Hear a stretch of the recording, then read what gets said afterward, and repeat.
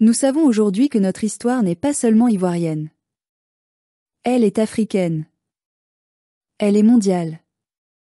Quand nous parlons de résistance ici, à Abidjan, à Gagnoa, à Korogo, nous ne parlons pas seulement de politique intérieure, nous parlons d'un combat planétaire, celui de la souveraineté contre la domination, celui de l'émancipation contre la tutelle. Lorsque Damana Diapika appelle les forces du Front commun, du GPS, du FPI et du PDCIRDA à unir leurs voix et leurs forces, il ne s'agit pas seulement de contester un 4e mandat. Il s'agit de dire au monde que la Côte d'Ivoire refuse de demeurer un simple pion sur l'échiquier des grandes puissances. Depuis trop longtemps, notre pays est traité comme une zone d'influence, un terrain de jeu pour des intérêts qui ne sont pas les nôtres. Chaque élection devient une bataille de puissances étrangères. D'un côté, ceux qui veulent préserver leur base, leur marché, leurs contrats, et de l'autre, ceux qui rêvent d'une Afrique enfin maîtresse d'elle-même. Nous, peuple ivoirien, nous sommes fatigués de voir nos luttes déformées, nos leaders diabolisés, nos victoires confisquées. Ce qui se joue aujourd'hui dépasse Abidjan. Dans le silence des rues boueuses de nos quartiers, dans les murmures des marchés, dans la patience des paysans, se prépare un basculement, celui d'un continent qui ne veut plus être géré de l'extérieur. Le pouvoir actuel à Abidjan, adossé à ses alliances extérieures, a cru qu'il suffisait de verrouiller les institutions pour verrouiller les consciences.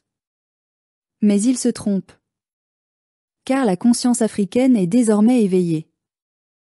Ce qui brûle dans nos cœurs dépasse la politique, c'est une mémoire, une fierté, une exigence de dignité. Quand le régime refuse la candidature de Laurent Gbagbo et de Tidjane Thiam, il ne rejette pas seulement des hommes, il rejette l'idée même d'alternance, la promesse faite à la nation de ne jamais laisser le pouvoir devenir une propriété privée. Ce refus résonne dans toute l'Afrique, c'est la vieille habitude des dirigeants adoubés par l'extérieur, des gouvernements qui craignent la voix du peuple mais recherchent la bénédiction des chancelleries étrangères. Oui, le monde a changé. Le centre de gravité de la puissance se déplace.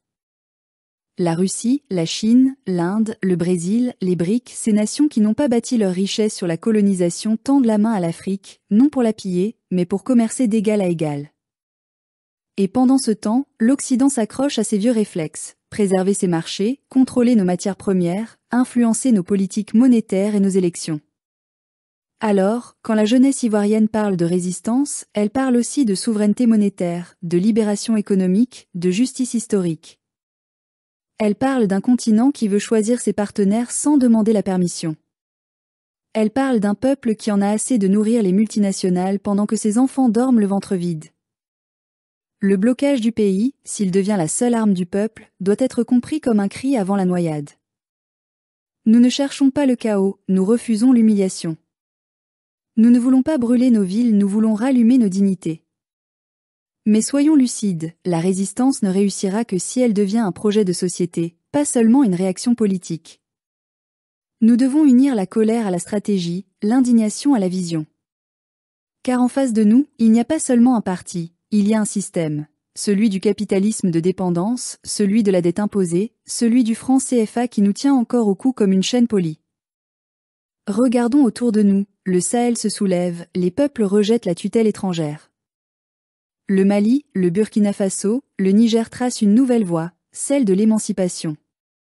Ils disent à haute voix ce que nous murmurons encore, nos ressources, nos choix, notre avenir.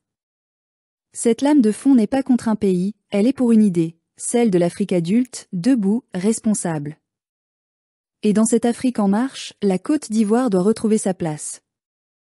Nous avons longtemps été un phare économique, mais aujourd'hui notre lumière vacille, prisonnière des intérêts extérieurs et des ambitions personnelles. Nous devons redevenir un moteur de souveraineté, pas une vitrine de soumission. Le peuple ivoirien sait ce qu'il veut. Il veut travailler et voir le fruit de son travail, il veut voter et que son vote compte, il veut vivre sans craindre la police ni les manœuvres politiques. Nous ne demandons pas la charité, nous exigeons la justice. La stratégie de résistance locale, telle que prônée par Damana Picasse, porte cette promesse, reprendre le pouvoir par la base, reconstituer le tissu populaire, reconnecter la politique à la réalité du peuple. C'est une stratégie de reconquête civique, pas de guerre. Car notre force n'est pas dans les armes, elle est dans notre nombre, dans notre foi, dans notre mémoire collective. Nous devons rappeler au monde que la Côte d'Ivoire n'est pas un territoire sous tutelle. Elle n'appartient ni à Paris, ni à Washington, ni à Pékin. Elle appartient à ses enfants.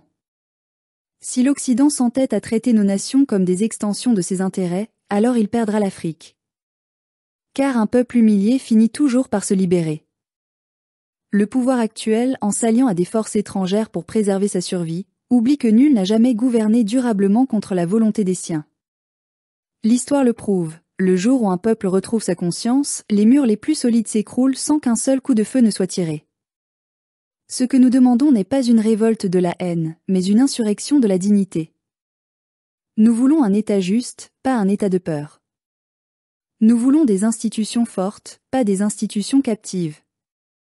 Nous voulons que la Côte d'Ivoire, au lieu d'être une vitrine économique artificielle, devienne une nation souveraine, ancrée dans l'Afrique nouvelle qui se dessine. Nous avons vu trop de promesses trahies, trop de destins brisés, trop de ressources pillées. Mais malgré la lassitude, malgré la répression, malgré la propagande, quelque chose résiste. La mémoire du combat de Laurent Gbagbo, la parole de Simone Gbagbo, la patience d'un peuple qui refuse de mourir debout. Alors oui, cette résistance peut réussir si elle comprend qu'elle est plus qu'un affrontement politique, elle est une étape dans la libération géopolitique du continent. Car notre véritable adversaire n'est pas seulement celui qui occupe le palais présidentiel, mais aussi le système mondial qui le maintient là. Et c'est là que tout se rejoint, notre combat local est un chapitre du combat global. Ce que nous faisons ici, dans nos rues, dans nos villages, résonne à Bamako, à Ouagadougou, à Kinshasa. Nous faisons partie d'un même souffle, d'une même renaissance. Nous ne voulons plus être les spectateurs de notre propre histoire.